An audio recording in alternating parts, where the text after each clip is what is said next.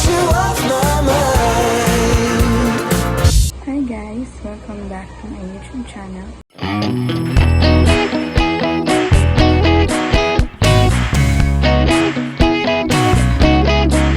So for today's video, meron kaming event sa school. Yung first pinning ceremony for psychology students. Ang mga kasama lang doon is yung mga 3rd year and 4th year students.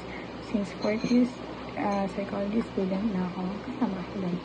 And bago ako pumunta ng school, dadaanan ko muna si Effie. Mag-aayos ako sa kanya ng hair and makeup. And hindi talaga ito yung suot ko. Suotin ko na lang yung school uniform ko doon sa bahay nila. Kasi baka mamaya pawisan ako, malumihan, di ba? White pa naman ang uniform ko. So, sobrang hassle. Kaya ito na muna. Then, mga afternoon, direction na kami sa school. Tapos, papakit ko na lang yung video. Hi guys! So, paalis na kami papunta na FEG. Magkikita na kami din sa hardware malapit sa kanila. Then, pabalikan na lang ako ni Mami kapag tapos na akong ilisan. A few moments later. Sunshine, sunshine, sunshine. I think I found it now. What I've been looking for. Isn't it beautiful?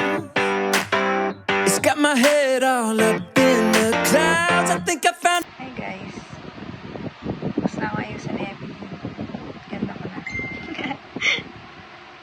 Ayun na pero pantay siya tingnan sa camera. Hindi lang masyadong katulad pag sinalamin. Tagal ni Mami. Hindi sumasagot. So guys, ito yung look ko. Medyo kita na siya ngayon kasi mas maliwanag na siya. Then, pumunta muna sa bahay ulit. Try ko magkulot.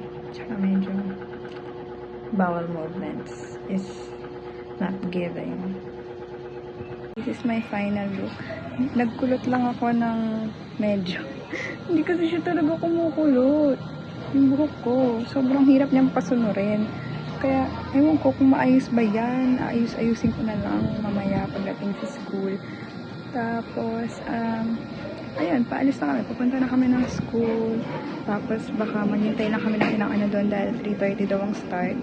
Sana lang mag-start agad. And yes, see you there. Guys, ang gulo na ng buhok ko. Okay, ayos na, babe. Ayan o. Ibabaw. Ayan. Pahilig kasi siya. Hindi kasi nakatayo lang siya. Hindi pa po nag-start. Yung invitation talaga nila, iwan ko. Kasi nakakalata na ako kanina. Akala ko late na. Hindi pala.